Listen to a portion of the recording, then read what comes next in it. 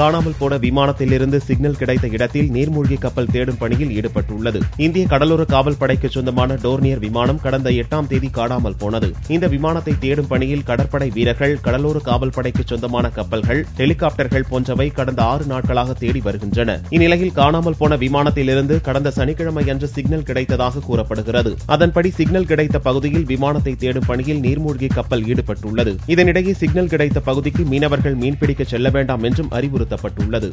Group 4 பதவிகளுக்கான சான்றிதழ் சரிபார்ப்பு திங்களன்று தொடங்கியது. தமிழ்நாடு அரசு பணியாளர் தேர்வாணையம் குரூப் 4 பதவியில் அடங்கிய இளநிலை உதவியாளர், தட்டச்சர், வரி தண்டலர், வரைவாளர், நில அளவையாளர் உள்ளிட்ட 4963 காலி பணியிடங்களை நிரப்புவதற்காக எழுத்துத் தேர்வு கடந்த டிசம்பர் மாதம் 21ஆம் தேதி நடத்தியது. மதிப்பெண் தரவரிசை பட்டியல் அடிப்படையில் 10,02,080 நபர்களின் தேர்ச்சி விகித பட்டியலை சில தினங்களுக்கு முன்பு டிஎன்பிஎஸ்சி வெளியிட்டது. இந்நிலையில் இவர்களுக்கான நேர்காணல் திங்களன்று தொடங்கியது. ஒவ்வொரு நாளும் ரேங்க் பட்டியல் அடிப்படையில் 200 பேர் அழைக்கப்பட்டு சான்றிதழ் சரிபார்ப்பு மற்றும் நேர்காணல் நடத்தப்படுகிறது. இந்த பணி ஆகஸ்ட் 3ஆம் தேதி வரை நடக்கிறது.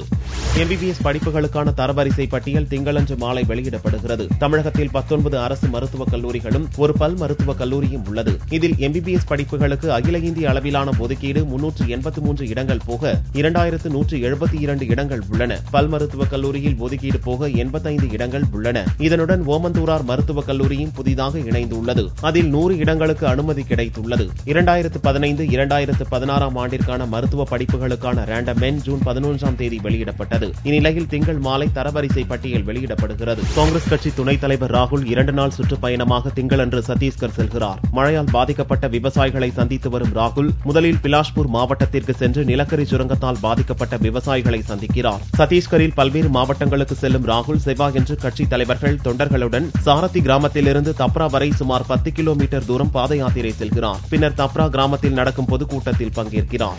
லலித் மோடி விவகாரம் தொடர்பாக பிரதமர் மோடியிடம் சுஷ்மா விளக்கமளித்தார். லண்டனில் இருந்து போர்ச்சுகலுக்கு செல்ல லலித் மோடிக்கு உதவிய வெளியுறவுத்துறை அமைச்சர் சுஷ்மா பதவி விலக வேண்டுமென எதிர்க்கட்சிகள் வலியுறுத்தும் நிலையில் பிரதமர் மோடியின் தொலைபேசி மூலம் அவர் பேசினார். தன்னிலை விளக்கத்தை அவர் அளித்ததை பிரதமர் ஏற்றதாக கூறப்படுகிறது. இது தொடர்பாக மோடியை சந்தித்து ஆலோசித்த மத்திய உள்துறை அமைச்சர் ராஜ்நாத் சிங், மனிதநேய அடிப்படையில் தான் லலித் மோடிக்கு சுஷ்மா உதவியிருப்பதாகவும் அதில் தவறியதும் இல்லை எனவும் கூறினார். பாரதிய ஜனதா தலைவர் அமித்ஷாவும் சுஷ்மாவுக்கு ஆதரவு கரம் நீட்டியுள்ளார். இந்திய சந்தையில் விற்கப்படும் அனைத்து பாக்கெட் உணவுப் பொருட்களையும் பரிசோதனை செய்யுமாறு மாநில உணவு பாதுகாப்பு ஆணையர்களுக்கு மத்திய உணவு பாதுகாப்பு தர நிர்ணய ஆணையம் உத்தரவிட்டுள்ளது. நெஸ்லே நிறுவனத்தின் மேகி நூடுல்ஸ் வகைகளில் அளவுக்கு அதிகமாக கேரியம் இருப்பது கண்டறியப்பட்டது. இதைத் தொடர்ந்து மேகி நூடுல்ஸின் 9 வகைகளுக்கு தடை விதிக்கப்பட்டது. இந்நிலையில் இந்திய சந்தையில் விற்கப்படும் அனைத்து பாக்கெட் உணவுப் பொருட்களின் மாதிரிகளை சேகரித்து அவற்றின் தரம் குறித்து பரிசோதனை செய்யுமாறு மாநில உணவு பாதுகாப்பு ஆணையர்களுக்கு மத்திய உணவு பாதுகாப்பு தர நிர்ணய ஆணையம் உத்தரவிட்டுள்ளது. சோதனையின் முடிவில் தவறுகள் கண்டுபிடிக்கப்படும் உணவுப் பொருள் நிறுவனம் மீது உரிய நடவடிக்கை எடுக்கப்படும் என்றும் வலியுறுத்தப்பட்டது. ஆர்கே நகர் தொகுதியில் பதற்றமான வாக்குச்சாவடிகள் கணக்கெடுக்கும் பணி நடந்து வருகிறது. வரும் 27ஆம் தேதி ஆர்கே நகர் தொகுதியில் இடைத்தேர்தல் நடைபெறுகிறது. இதில் அதிமுக சார்பில் ஜெயலலிதா, கம்யூனிஸ்ட் சார்பில் மகேந்திரன் உட்பட 28 பேர் களத்தில் உள்ளனர். இந்நிலையில் பாதுகாப்பு பணிக்காக 1000 துணை ராணுவ படையினர் வரவழைக்கப்பட்டுள்ளனர். ஆர்கே நகர் தொகுதியில் மொத்தம் 230 வாக்குச்சாவடிகள் அமைக்கப்படுகின்றன. இவற்றில் பதற்றமான வாக்குச்சாவடிகள் குறித்து தற்போது கணக்கெடுக்கும் பணி துவக்கப்பட்டுள்ளது. பதற்றமான வாக்குச்சாவடிகளில் கூடுதல் போலீசார் பாதுகாப்பில் ஈடுபட உள்ளனர். வரும் 21ஆம் தேதி முதல்வர் ஜெயலலிதா ஆர்கே நகர் தொகுதியில் பிரச்சாரம் மேற்கொள்கிறார். சென்னை ஆர்கே நகர் தொகுதி இடைத்தேர்தலில் அதிமுக சார்பில் போட்டியிடும் முதல்வர் ஜெயலலிதாவுக்கு ஆதரவாக அமைச்சர்கள் மற்றும் கட்சி நிர்வாகிகள் வீடு வீடாக சென்று வாக்குகள் சேகரித்து வருகின்றனர். இந்நிலையில் வரும் 21ஆம் தேதி முதல்வர் ஜெயலலிதா ஆர்கே நகர் தொகுதியில் பிரச்சாரம் மேற்கொள்வார் என அதிமுக அவைத்தலைவர் மதுசூதனன் தெரிவித்துள்ளார். தேர்தலில் செலவினம் எவ்வாறு கணக்கிடப்படும் என்று ஆர்கே நகரில் போட்டியிடும் வேட்பாளர்களுக்கு ஞாயிறன்று அறிவுறுத்தப்பட்டது. சென்னை ஆர்கே நகர் இடைத்தேர்தலில் முதல்வர் ஜெயலலிதா உள்ளிட்ட 28 பேர் களத்தில் உள்ளனர். இவர்கள் தேர்தலுக்காக 28 லட்சம் வரை செலவு செய்யலாம் என்று தேர்தல் கமிஷன் அனுமதி அளித்துள்ளது. இந்நிலையில் பொது பார்வையாளர் ஜோசி கலா தலைமையில் வேட்பாளர்களுக்கு தேர்தல் செலவினம் குறித்த ஆலோசனைக் கூட்டம் ஞாயிறன்று தண்டையார்பேட்டை மண்டல அலுவலகத்தில் நடந்தது. தேர்தல் தேதி அறிவிக்கப்பட்ட தேதியில் இருந்து செலவுகள் கணக்கிடப்படும்.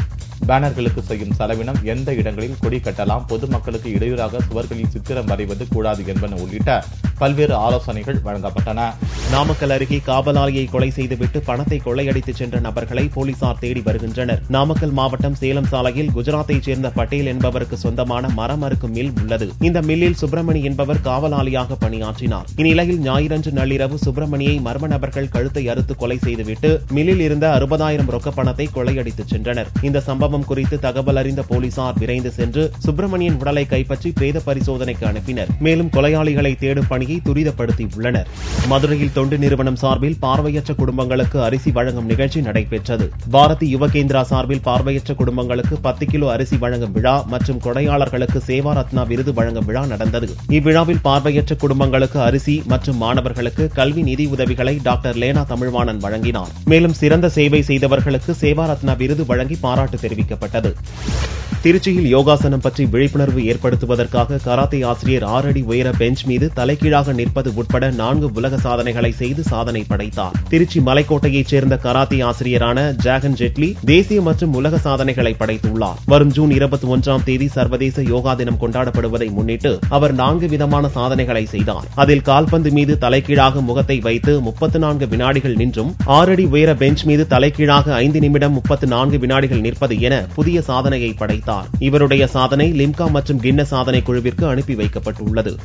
பிரசித்தி பெற்ற தஞ்சை பெரிய கோவிலில் பெரிய நாயகி அம்மனுக்கு பூச்சொரிதல் விழா வெகு விமர்சையாக நடந்தது. தஞ்சை பெரிய கோவிலில் உள்ள பெருவுடையார் உடனுரை பெரிய நாயகி அம்மனுக்கு ஆண்டுதோறும் பூச்சொரிதல் விழா நடத்தப்படுகிறது. இந்த ஆண்டு விழா ஞாயிறன்று இரவு நடந்தது. பக்தர்களால் வழங்கப்பட்ட தாமரை, மல்லிகை, முல்லை, ரோஜாப்பூ, தாழம்பூ உட்பட பல்வேறு வகையான மலர்களால் சுமார் 150 கிலோ எடையுள்ள பூக்களை கொண்டு அம்மனுக்கு பூச்சொரிதல் நடத்தப்பட்டது. இதையடுத்து சிறப்பு பூஜையும் தீபாராதனையும் காட்டப்பட்டது.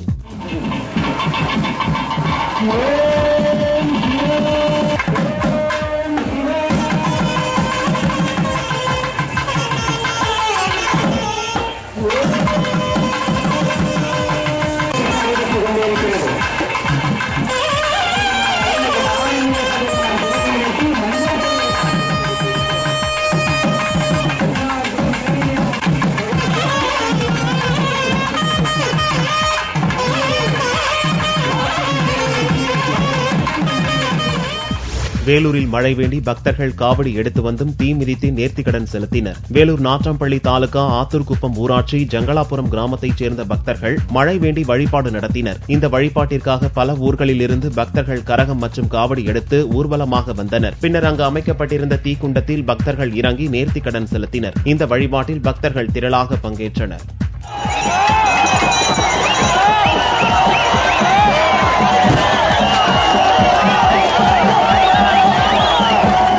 தங்கத்தின் விலையில் திங்களன்று 16 ரூபாய் அதிகரித்து ஒரு சவரன் 20,312 ரூபாய்க்கு விற்பனையானது. 1 கிராம் ஆபரண தங்கம் 2,539 ரூபாயாக இருந்தது. வெள்ளி 1 கிராம் 20 காசுகள் உயர்ந்து 39 ரூபாய் 60 காசுகளுக்கு விற்பனையானது. பார் வெள்ளியின் விலை 36,975 ரூபாயாக இருந்தது.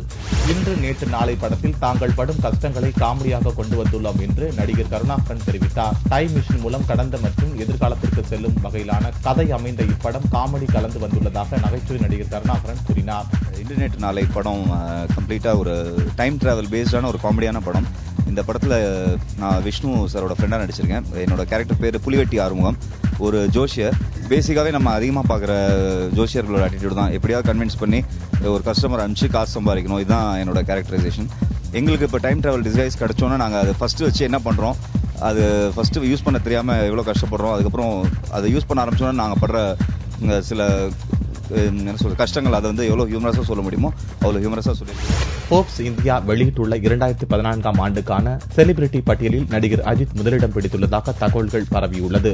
இந்த தகவல் ஞாயிறன்று சமூக வலைதளங்களில் வேகமாக பரவியது. வருமானத்தின் அடிப்படையிலும் பண வரிசை அடிப்படையிலும் நடிகர்கள் ரஜினி, விஜய் உள்ளிட்டோரை பெண்ணுக்கு தள்ளிவிட்டு அஜித் முன்னிலையில் உள்ளார் என்று குறிப்பிடப்பட்டுள்ளது. தமிழ் கலைஞர்கள் பட்டியலில் AR ரகுமான் முன்னிலை பெற்றுள்ளார். இப்பட்டியலில் நடிகர் தனுஷுக்கு இடம் கிடைத்துள்ளது. 2013 அக்டோபர் முதல் 2014 செப்டம்பர் வரையிலான புள்ளி விவரங்களின் அடிப்படையில் இப்பட்டியல் வெளியிடப்பட்டுள்ளது. இந்திய அளவில் வருமானம், புகழ் அடிப்படையில் நடிகர் சல்மான் கான் முதலிடத்தில் உள்ளார் என்பது குறிப்பிடத்தக்கது.